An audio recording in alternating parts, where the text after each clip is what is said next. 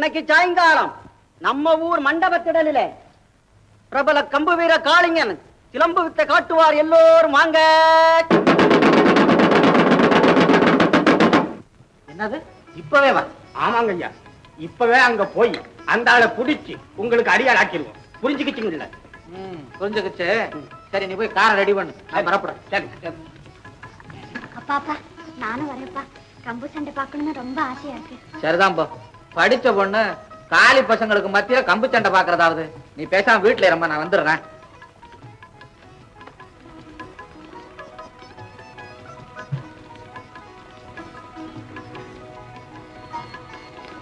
சிங்காரி,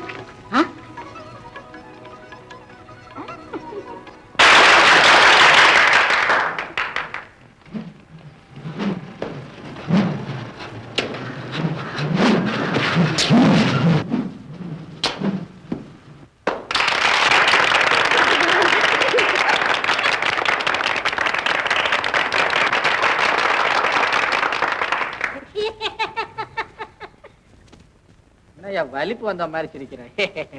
எங்க குருநாதரோட கம்பு விளையாட கூடியவன் இந்த கூட்டத்திலே யாராவது இருந்தால் தைரியமாக வரலாம். என்னையா என்னையா இரியா, ஏன் சொல்ற? என்ன சமாச்சாரம்? சொன்னானே, ஆமா, இந்த கூட்டத்துல யாராவது வீரர் இருந்தா வெளியே வாங்க. ஆமா, அதுக்கு தான் எழுந்துச்சு. வீரன் இல்லையா போனோம்? நீ உட்காரியா? நீதான் உட்கார்ந்த இடத்தை விட்டு ஏந்திரிக்கிறதுக்கு 1 மணி நேரம் ஆகுது. உட்காரியா? இங்க வந்து அசிங்கப்படுத்திக்கிட்டு. ஓஹோ, இந்த கூட்டத்திலே யாருமே இல்லையா? சரி, இந்த வெற்றி மாலையை வீர குருநாதருக்கு நானே போடுகிறேன். ஜெயித்தவர்களுக்குத்தான் இந்த மாலை. ஷாபாஷ்.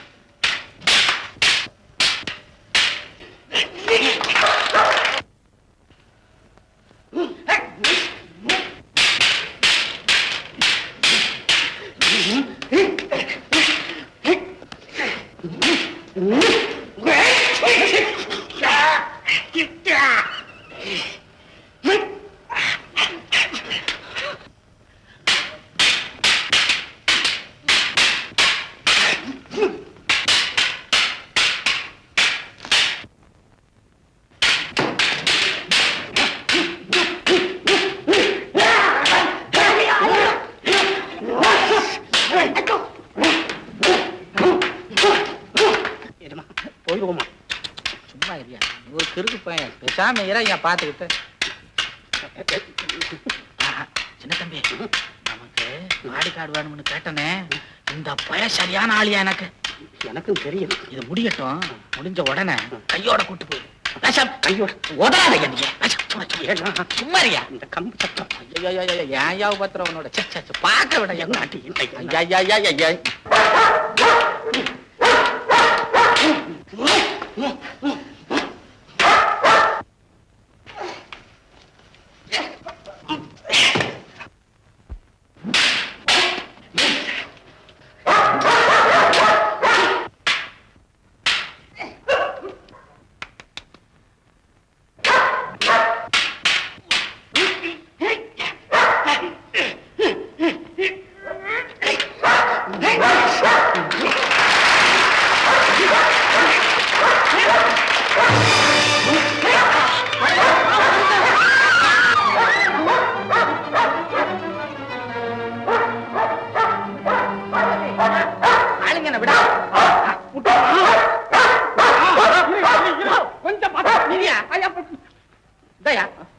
முடியும் என்ன தெரியா சொன்னீங்களா?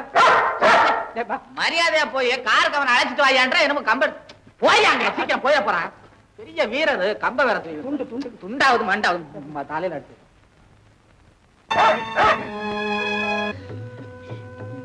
நேரமாச்சு நான் வர்றேன்.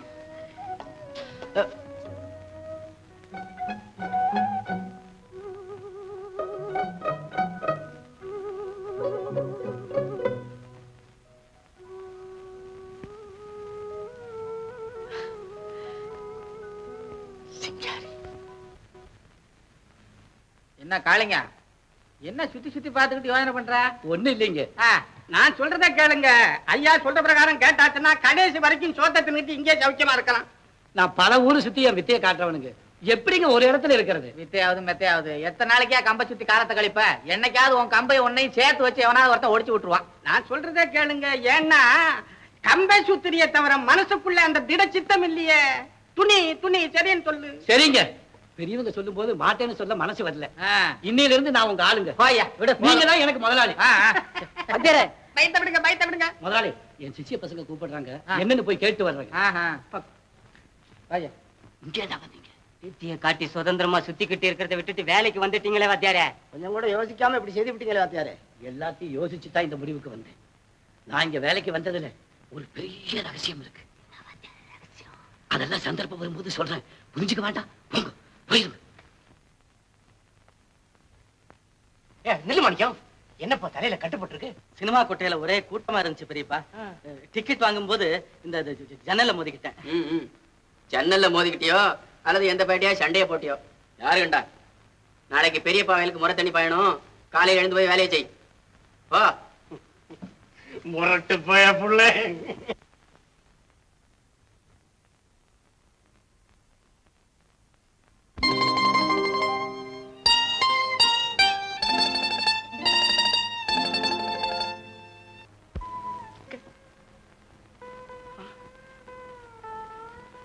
தங்கச்சி இதெல்லாம் என்னம்மா?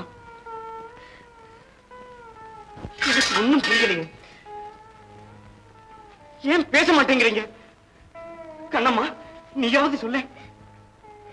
அவங்க இந்த வீட்டை காலி பண்ணிட்டு கல்லு பெட்டி கொடுக்குறாங்க. ஏன் வீரப்பா நீ எதுக்காக வீட்டை காலி பண்ணிக்கிட்டு போகணும்?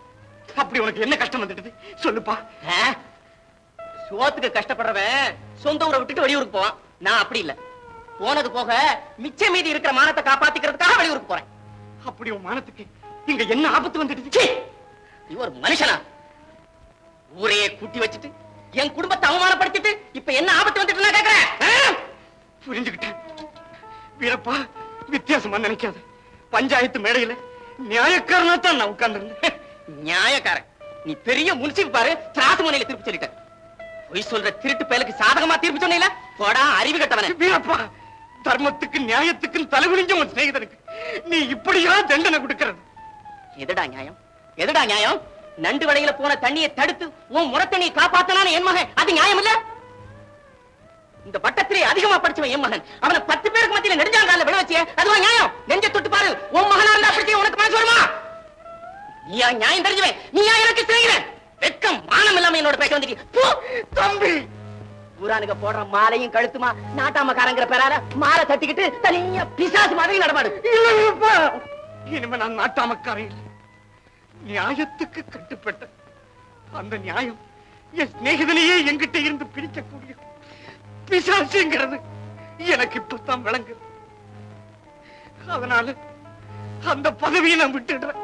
இனிமே எனக்கு நியாயம் வேண்டாம், நீதி வேண்டாம், நீதான் வேணும்.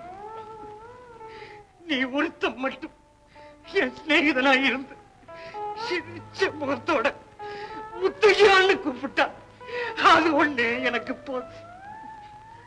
தம்பி உன்னை கையெடுத்து கும்பிடுறேன். உன் காலில் விடுறேன். உதாரணமா இருக்க நீ விட்டுட்டு போகாத தம்பி.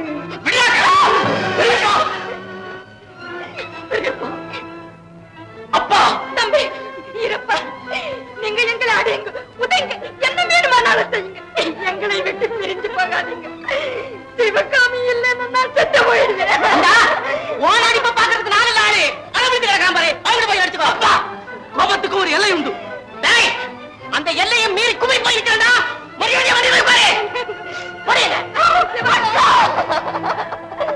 இந்தா ராசானே, இந்த பத்திரம் என் வீட்டையும் நிலத்தையும் விக்கிறதுக்கு ஏற்பாடு பண்ணிட்டு கல்லுப்பட்டிக்கு வா, கையெழுத்து போட்டு தரேன். அதிகாலையிலே அக்கான்னு கூப்பிட்டு என்னை எழுப்புவீங்க. அந்த அன்பு குரலை இனி எப்போது கேட்பேன்? அந்த நேரத்திலே உன் கையால எண்ணெய் ஊத்தி என் வீட்டு நல்ல விளக்கை எரிய வைப்பியே அக்கா. உன்னை பிரிஞ்சு நான் எப்படி இருப்பேன்? ஏய் சிவராணி, அக்கா போயிட்டு வரேங்க.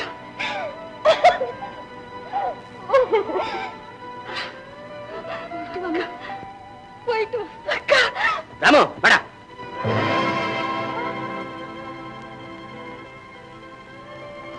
நீ என்னை விட்டுட்டு போறியாடா? இல்லடா, அவங்க எல்லாம் போட்டும் நான் உங்க கூடவே இருக்கேன். என்னடா குழம்பிக்கிட்டு போடுவாங்க? சோமு, பெரியப்பா, இவ்வளவுக்கு நான் தானே காரணம். என்ன மன்னிச்சிருங்க பெரியப்பா, மன்னிச்சிருங்க. என் செல்வமே. டேய் மாணிக்கம், நான் போயிட்டு வரேன் பெரியப்பா, நான் போயிட்டு வரேன். போயிட்டு வா மாணிக்கம். டேய் போங்க, அந்த வண்டி வா. என்ன சும்மா பேசிட்டு கடை